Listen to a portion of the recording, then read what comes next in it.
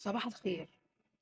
أنا عندي سؤال محيرني، ليه كل رئيس حكم مصر أو بيحكم مصر بيبقى أثناء فترة حكمه الشعب المصري بيوصفه بأن هو الظالم المعتدي على حقوق الشعب، وبعد ما يموت نفس هو ذات الرئيس ويروح المقبرة بيبقى في بقه سكرة، زي مثلا الرئيس محمد أنور السادات.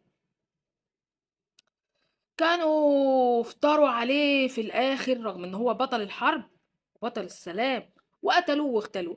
جانا الرئيس محمد حسني مبارك رحمة الله عليه، عشنا معاه 30 سنة في أمن واستقرار، وكنا راضيين بالعيشة، حلوة وحشة مرة، كنا عايشين بناكل ونشرب وننام وملناش دعوة بأي حاجة.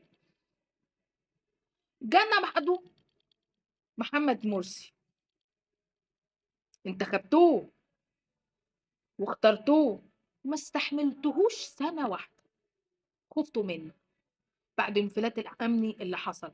ومش بس الانفلات الامني، لا، ده انتوا كنتوا خايفين من جواكم ان هو يلزمكم الالتزام الديني اللي على حق ربنا، كنتوا خايفين منه. يبقى حسني، الرئيس الراحل محمد حسني مبارك، خفتوا من التوريث وخفتوا ان هو يدي ابنه، مع ان انتوا كنتوا مستورين وبتاكلوا وبتشربوا. اللي نصركم على اسرائيل وعمل لكم معاهدة سلام وحارب اسرائيل قتلتوه. مرسي شلتوه. محمد حسني مبارك بعد 30 سنة شلتوه وافتريتوا عليه. وبعد ما جالنا مرسي قلنا لا، احنا مش عايزين الراجل ده، نزلنا عملنا توكيلات في الشهر العقاري مسجلة في سجلات الدولة، وانا واحدة من الناس رحت عملت له توكيل. وانا طالعه اعمل التوكيل شفت راجل معوق، رجليه ربنا يكفيكوا الشر كده مقطوعه الاتنين، وطالع زاحف على ايده للدور الرابع في الشهر العقاري علشان يعمل للسيد الرئيس توكيل او تفويض، السيد الرئيس عبد الفتاح السيسي. وكنا فرحانين وبنقول وبنزغرط ونرقص ونقول عاش الرئيس.